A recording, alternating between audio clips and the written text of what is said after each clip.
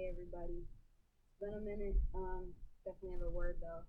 As I was in my studies and I was reading the book of Ezekiel, um, I literally had to question what my posture was with the Lord in order to hear from Him and where I was positioned and how I was positioned. I'm just gonna get into it really quick. So I would just suggest that you ask yourself throughout this, what is your position? And are you postured properly in order to hear from the Lord? So Ezekiel was one of the major prophets in the Old Testament, and the Lord gave Ezekiel a vision. He saw this vision, and at the end of chapter 1, after he saw the vision, he fell to his face and he heard the voice of the Lord, it says.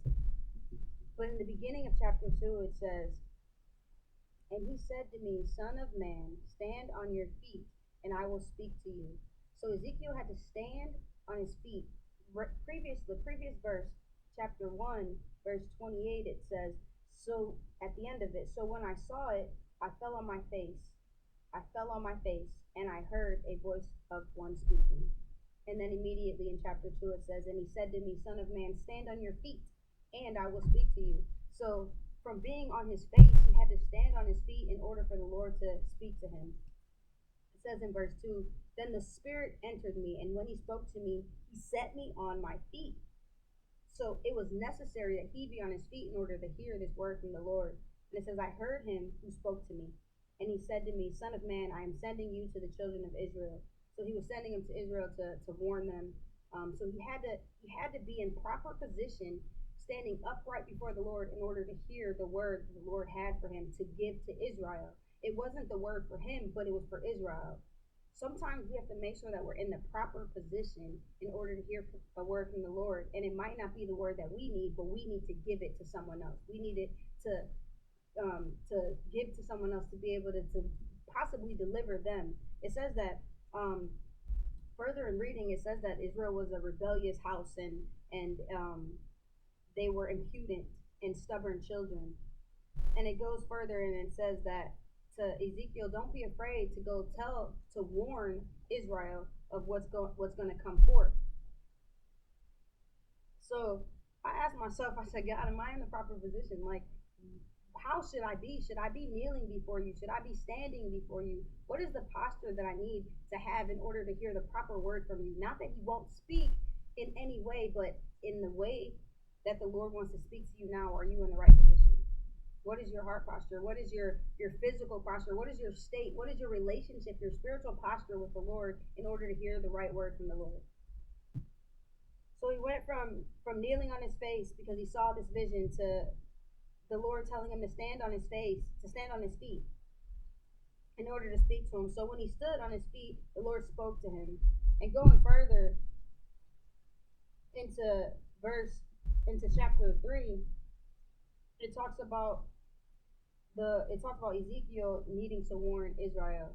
So because he stood and he postured himself properly before the Lord, he was able to receive the word that was necessary from the Lord to give to Israel. And sometimes this word can be detrimental as to life or death. And if we don't give this word to who needs to hear it, then their blood can be on our hands. Check this. In Ezekiel 3:16, starting at verse 16, it says, "Now it came to pass at the end of 7 days that the word of the Lord came to me, saying, Son of man, I have made you a watchman for the house of Israel. Therefore, hear a word from my mouth and give them warning from me.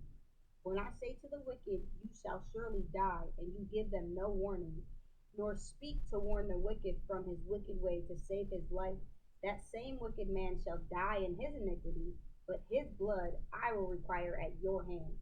Yet, if you warn the wicked, and he does not turn from his wickedness, nor from his wicked way, he shall die in his iniquity, but you have delivered your soul. Again, when a righteous man turns from his righteousness and commits iniquity, and I lay a stumbling block before him, he shall die because you did not give him warning. He shall die in his sin, and his righteousness, which he has done, shall not be remembered, but his blood I will require at your hand. Nevertheless, if you warn the righteous man that the righteous should not sin, and he does not sin, he shall surely live, because he took warning, as you will have delivered your soul. So because he heard that word, he was able to deliver this word to Israel and to warn them. And as you can see, it says that in verse 18, it says that if you don't warn them, then they'll die, and the blood will be on your hands. In verse 18 and 19. And then it also says in verse 20 and 21, it says, but if you do tell them and they are delivered, then their soul will be saved as long as also yours. But even if you do tell them and they don't receive from you, you still have delivered their soul. So ultimately, we must deliver this word. Now, if they receive it, it is on them. If they don't receive it, it is on them. But as long as we deliver the word that the Lord has given us, which only way we can do that is by being in the proper position to hear the word that the Lord has for us, then our souls will be delivered, and we will possibly be able to deliver another soul. So then even in verse 23, it says, I'm going to skip from 22, it says, and the hand of the Lord was upon me, and he said to me, again, another change in posture and another change in position. He says, arise and go into the plain, and there I shall talk to you. So he wants him to change his posture, his position yet again, so that he can speak to him. And then in verse 23, it says, so I arose and went into the plain, and behold, the glory of the Lord stood there, like the glory which I saw by the river Chebar. And I fell on my face. So again, he fell on his face. He got out of position. Then the Spirit entered me and set him back on his feet. And he spoke with me and said to me, go shut yourself inside your house.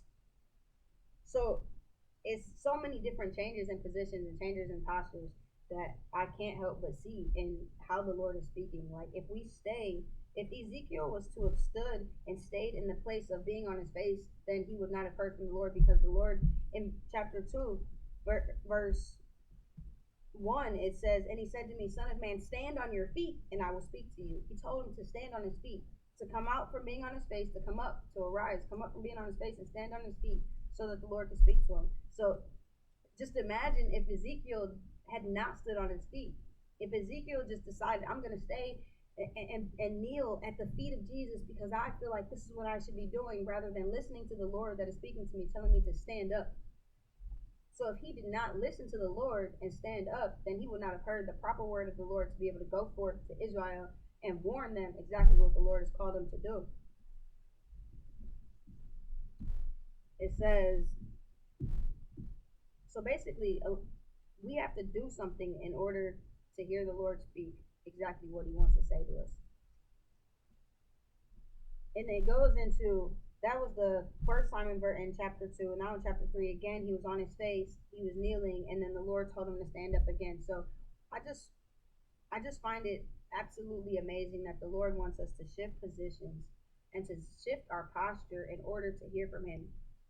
But if we're not in the proper position, so check this, look, great revelation immediately. He fell on his face, so it means he was kneeling before God. So before he was able to hear initially from the Lord, he was kneeling in his presence. My God. So if we're not in our prayer life, if we don't have a prayer life with the Lord, how can the Lord speak to us? If we're not reading our word, how can the Lord speak to us?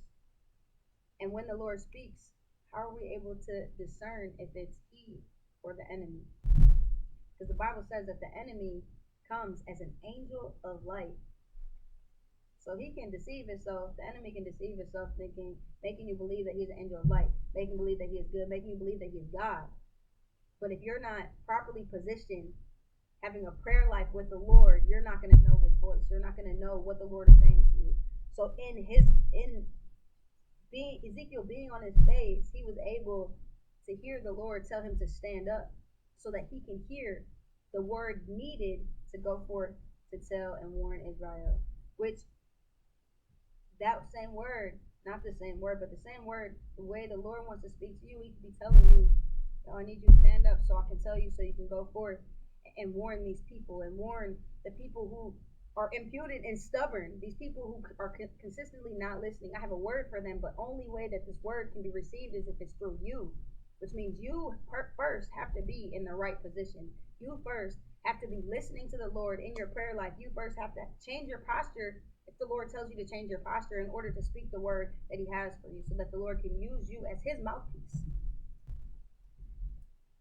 I just wanted to share that out. This has got me really excited because I'm starting to truly dig into the book of Ezekiel, and just straight off jump, that really just hit me, and it was just about like the posture. And a sister of mine, auntie, minister of the gospel, she recently did a sermon about your heart posture with the Lord. And so, in just remembering that sermon that she did,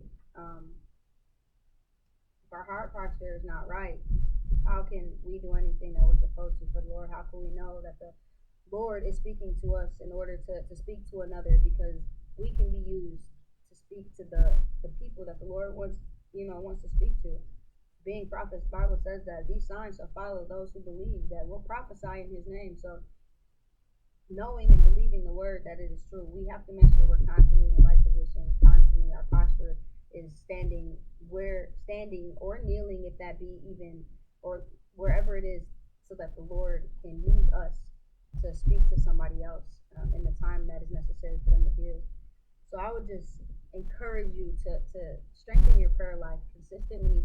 Be on your face, be kneeling, be standing before the throne of Jesus Christ with an ear ready to hear Him, and stay in your word, and keep your relationship with the Lord strong day in and day out. And if you lack or you fall one day or another, know that His mercy endures forever, and that His grace and His mercy is new every morning. So it's not if we fall, we just mess up and we can't do this anymore and we can no longer hear from the Lord. No, that's just the enemy.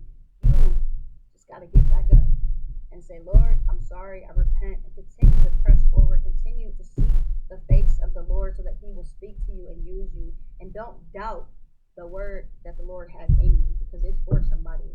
I encourage you to share the word, share the gospel to someone else, whoever that may be, today, tomorrow, on your job, in the park, at family gatherings as the holiday season is coming up. I just encourage you to stand and be the mouthpiece for the Lord. Listen to what He wants you to say and be used by Him. And do not be afraid at all, because He is with you. He is your strength. And that's all I got for you. I just pray that that blesses you and that encourages you, and that you have learned something from this. And that's all I got. In Jesus' mighty name. Love y'all.